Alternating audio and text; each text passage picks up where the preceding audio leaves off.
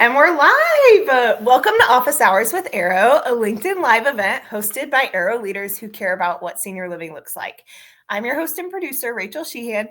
I'm so excited for our topic today. It's all about acts of service with Rochelle, Emily, Libby, and Lorie. So, ladies, I would love for you to introduce yourself. I'm going to start with Rochelle. Tell us who you are, and then I want to know your favorite acts of service project from this past year. Absolutely. I'm Rochelle Collette. I'm a regional resident services director, and I've been in this regional role for over the past year. So I'm going to go back to one of my favorite acts of service that I did with the residents of Castlewood, and that was our knitting group sort of expanded. We had nurses who were in that group, and they, over the course of a year, knitted this big pile of the beautiful little teddy bears and stuffed them and made little scarves for them. And I took them on a mission trip where I was a translator to the Dominican Republic. And we gave them to the babies who were getting surgery, kids who were sick and coming into the clinic. It's very frightening, those situations for them. And I took back the pictures, and the ladies at Castlewood, they're just sobbing. Their hearts are so full of joy to see what their simple efforts were. This nurse couldn't go to another country, but she could use her skill to do this and still help little kids. It was just precious. One of my favorite things ever. And I love that every year when you do that, because it's something you were already interested in, and then you could bring residents into it and somewhere they can't necessarily go with you, but they felt like they went with you, you know. That's cool. Awesome. Emily, you want to go next? I'm Emily Thompson. I'm newer to the Arrow community, but we've been doing access service at Walden Place, mainly in our community, but we've really kind of stepped up and gone out further in our community. And we have a children's hospital in Iowa City, Iowa, which is famous for waving to the children at every Iowa home game that I get to be a part of every week when they're there. And so the residents and I decided that we were not going to do a money donation. We wanted to go out and pick out supplies for the families, whether it be toiletries, coloring books, but also for the parents that are in the hospital with the kids, because they're fighting the battle just as well with them. So we got to go out to Dollar Tree and Target and pick some stuff out, and then we got to drop them off. What I do like is residents that can't always participate do like to be able to go out and drop off and see that community engagement and see, you know, it's worth it. We get thank you notes back from them. We get follow-ups, and we create another relationship, and it just makes everything so worth it. That's so cool. And I love how you just jumped right in to doing this program with us. So that's really cool. Libby.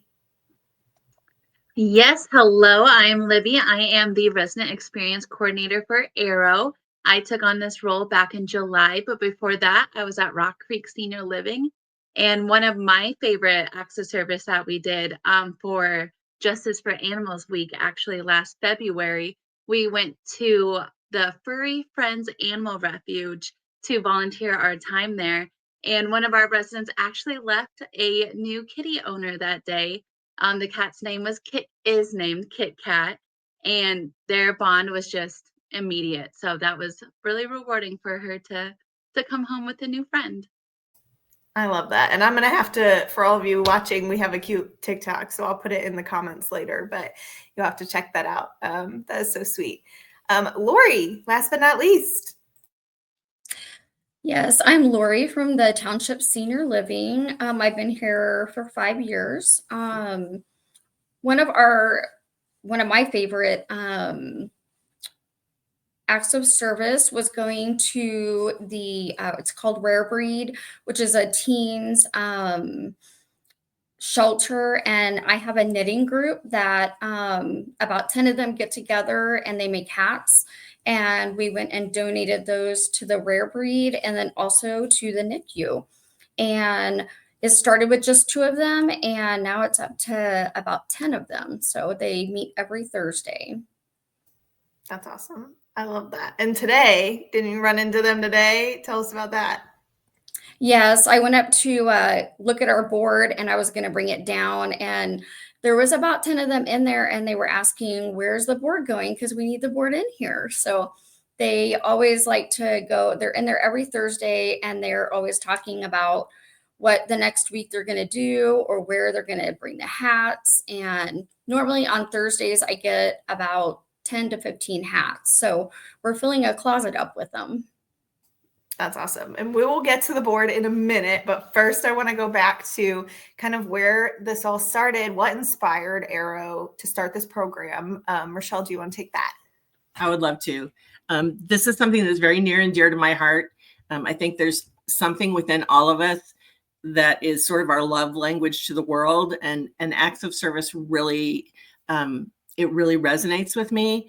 And so when I first started as a resident services director with Arrow, and our traditions team was trying to develop, how do we celebrate all of these different things? We would like to celebrate this in January, poverty awareness. How would we celebrate that? How do we celebrate these other things? And we were going to be celebrating Dr. Martin Luther King Jr. Day. And how are we going to celebrate that?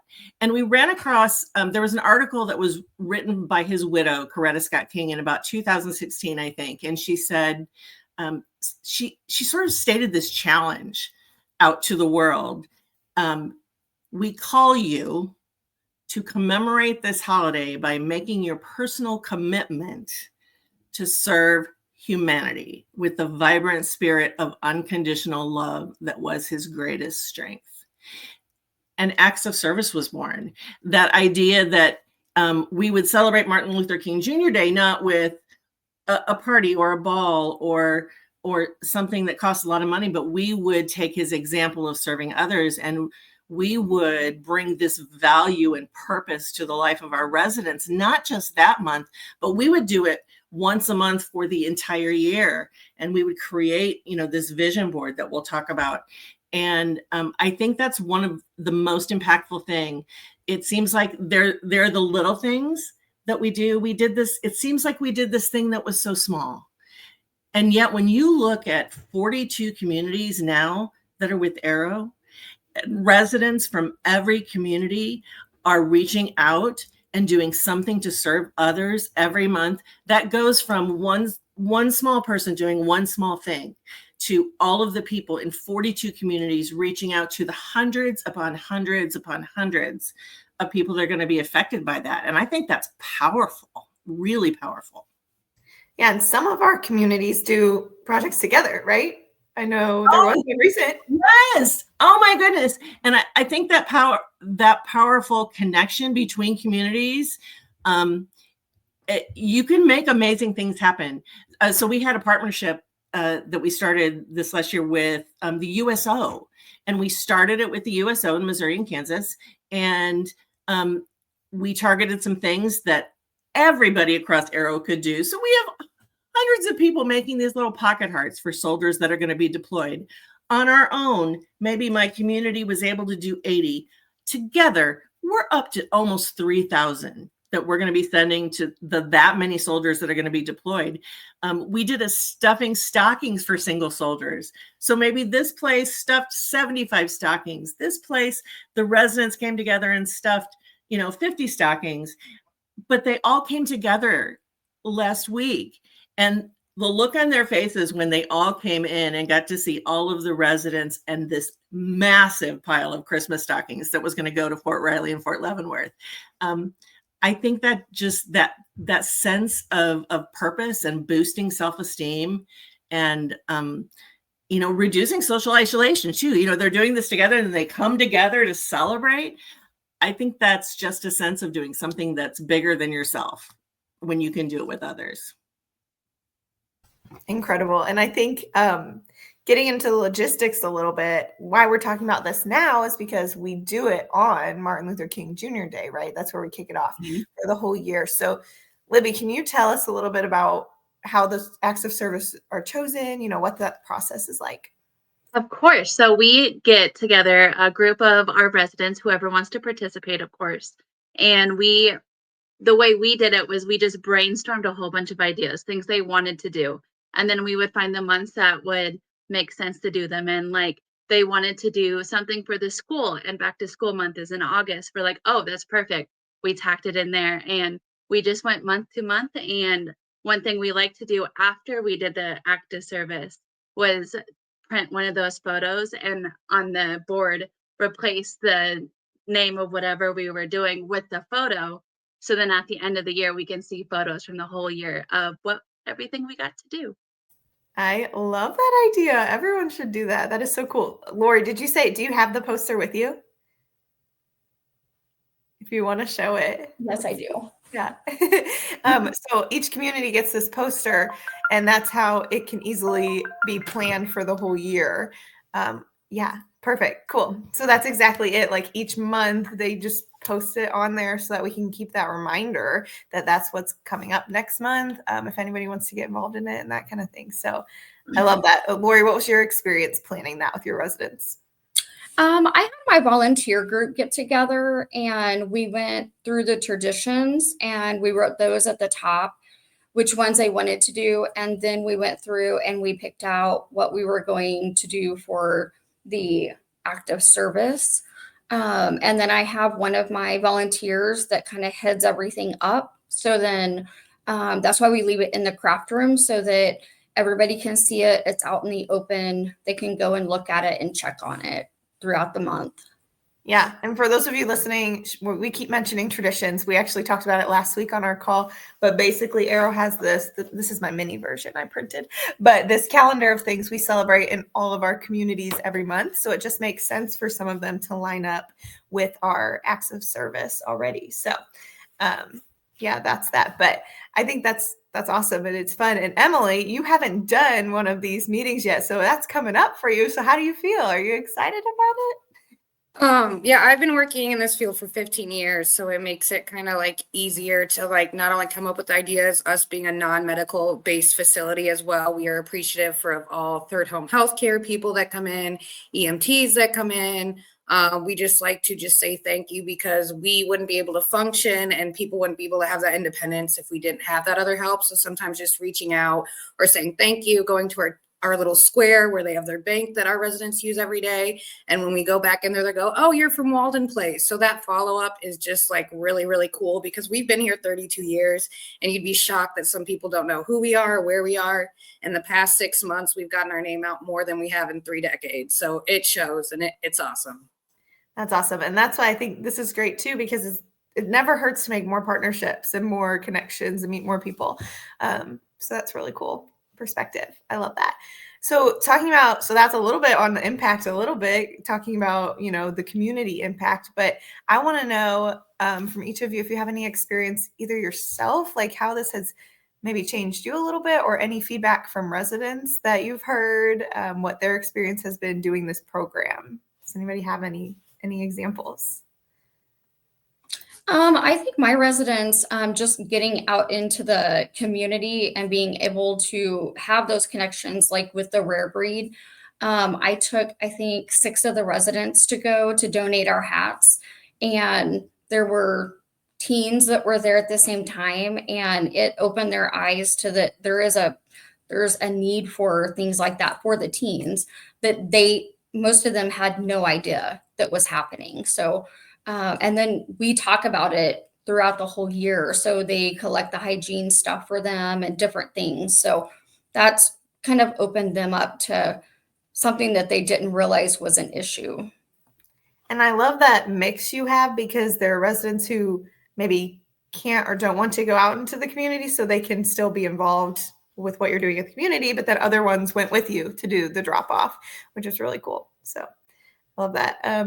Emily, Libby, Rochelle, anything? Yeah, no, I'll piggyback off that really quick too. We also have a lot of furry friends here. So we also do every month we cook or we bake treats, all kind of, safe ingredients for our pets in our community for residents that, can't get outside or can't do stuff, but still want to engage in our community and leave an impact. So small stuff like that. I also kind of do little pop-up events at activities. If we have stuff, and especially around the holidays, we stock stuffings for the homeless shelter at our Christmas light event because it's really rare to get everybody in one setting. So I always try to find those opportunities that, hey, you know what? We got 12 people. That's 24 pairs of hands. We can stock these stuffings in 10 minutes as opposed to an hour. So utilizing the time and people around us and just those residents that like to be able to do stuff without being able to go out and see the impact, but have the follow-up is really cool too. I'd love to jump in. And I think so many people that move into a senior living, they've served their community in some way. And they often feel like that part of their life is over now. There's a lot of change and grief that comes with leaving a home or having a situation where a spouse has died and maybe they need additional help, and that's why they're moving into a senior living. And to see the growth in a person's self-esteem and ability to help other people. This very poignant memory comes to me where our group we were going to sew a big stack of what was going to be pharmacy bags, and people who in the Dominican Republic would come to these clinics in a school or a church, and they would need something to carry back, but there's no trash removal service. There's nothing. We wanted something they could reuse. And so people came into this room all with this feeling of there's not much I can do, but what would you like me to do? And to see a guy who was a former engineer say, I don't know how to do any of that, but I can draw a straight line. So give me the number of inches and give me a marker and a ruler. And he did that. And then another person was like, couldn't follow any multi-step direction at all. And she said, you know what? I don't understand the rest of this, but give me a pair of sewing scissors and I can cut on that line and I can make the fabric. And then this most precious woman who had had a stroke said, well, I can't use my left hand, but I can iron the fabric with my right hand. And then all of the other women who said, I have a sewing machine, I'll take it from here. And so this coming together of people with varying skills. And, it's like, this part doesn't work and this part doesn't work, but together we make this fantastic, amazing thing happen. I think really builds self-esteem in people and helps them to move forward and feel like they have purpose when they come into that kind of living situation. That is such a beautiful story. Oh my goodness, Rochelle. I can see your passion. I just love it. And I'll say, even at Burlington Creek, we were the residents there, they were putting together little pocket hearts. And I saw these two women at the end of the table, and it was obvious one of them had had a stroke and couldn't use that hand. And the other one could use both of her hands, but not her legs. And she was putting buttons and matching fabric on hearts. And then she moved around the table and they were putting things in little Ziploc bags. And the lady who could use both of her hands was holding the Ziploc bag open while the lady who could only use one hand was putting the heart in the Ziploc. It's like, that's community to me. Yeah. It really is. Yeah. Powerful. Wow. I love that. So with our acts of service program too, it's never like stagnant. I feel like it's always changing every year, every month. How do you guys feel? Like, how does it continue to evolve?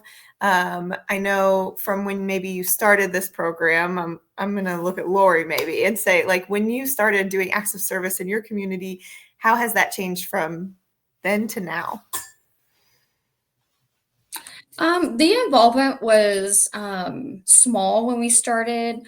Getting residents that are active in doing it, then they encourage the other residents to come.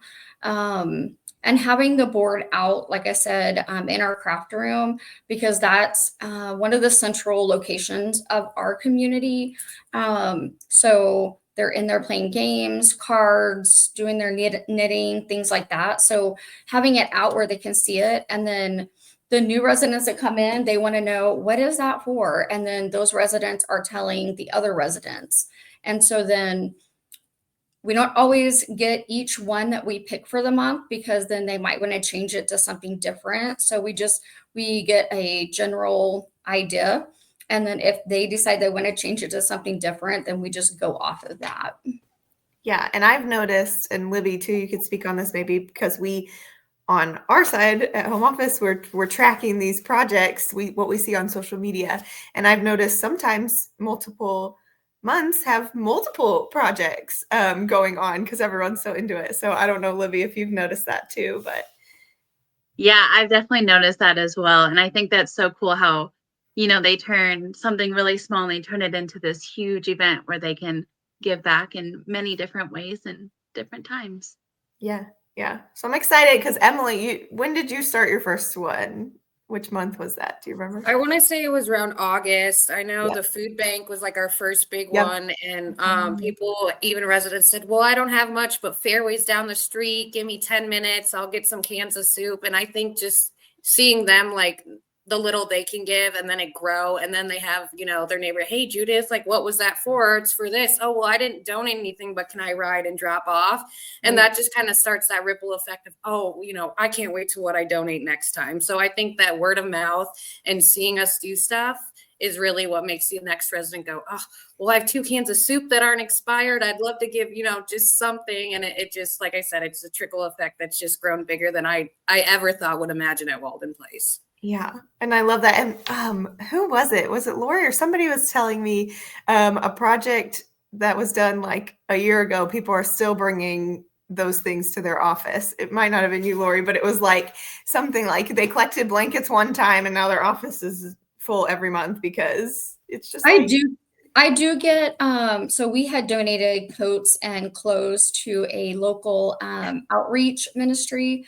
And so when the residents have clothes that they don't want anymore, I'll be out of my office and come back and there'll be 2 or 3 bags of clothes just sitting in the chair. So I collect them for about 2 or 3 weeks and then we'll take them to our outreach church and donate them. Yeah. And that was from about 2 years ago. I took a group of them to go and dump them off. So yeah, and that's how it goes. It just never ends. You know, certain projects go on, and that's fun. I love that.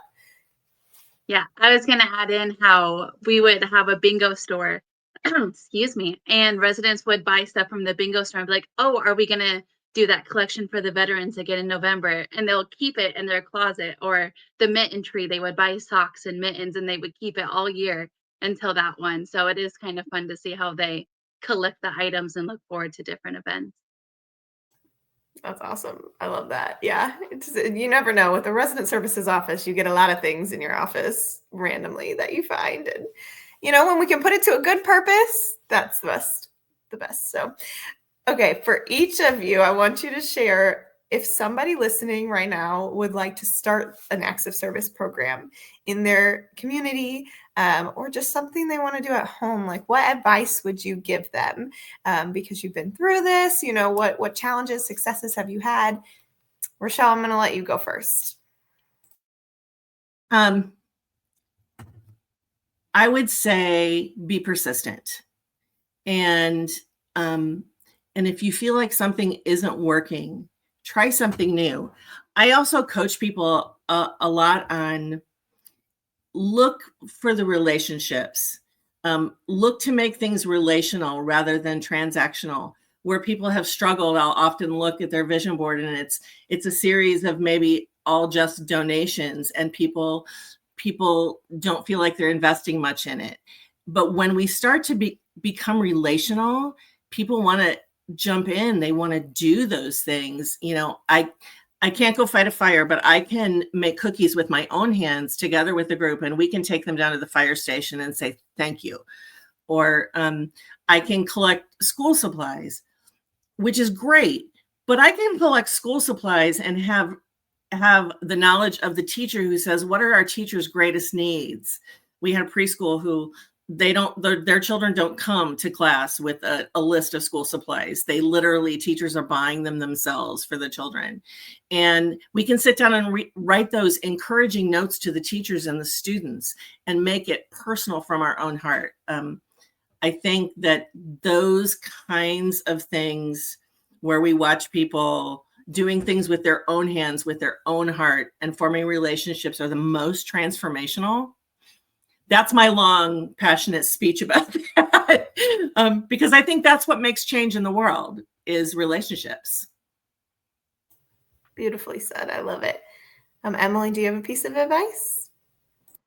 We've used too, like I said, just getting into this, I've used a lot of like guest speakers that we have, whether it be community service people that are associated with food bank, crisis hotline, suicide veteran things. They have so many beneficial programs that you can donate.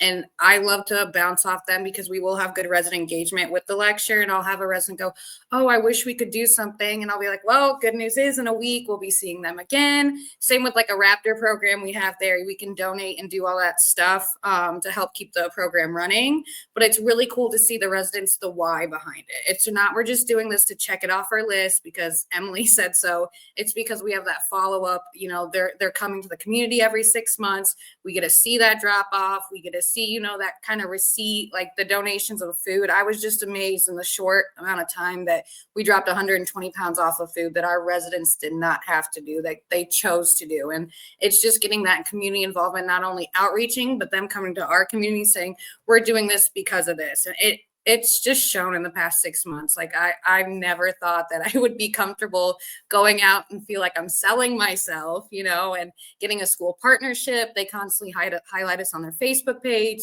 So anything we can do from littles to olds and anything in between, we're there to help them. So it's really, really cool. It's really cool.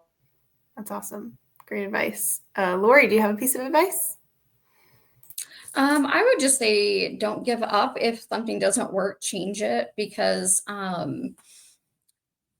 work with what your residents want them to do or the community, because I don't want it to be my idea. I want it to be their idea.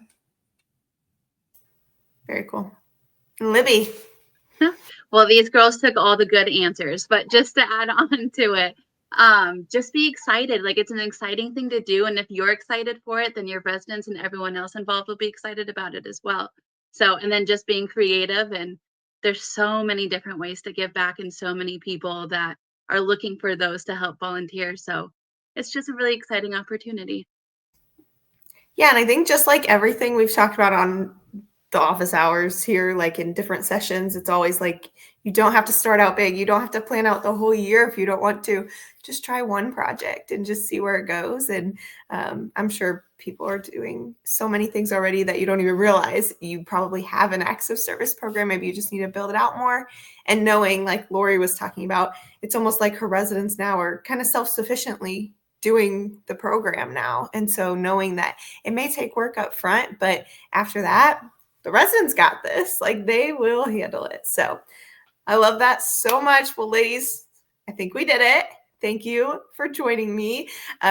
This is just so great. And I can't wait to see all the acts of service projects in 2025. Speaking of, we're going to take a break next week for the holiday, but we will see everyone in 2025 for more Office Hours with Arrow. So thank you again, and I'll see you guys later. Bye.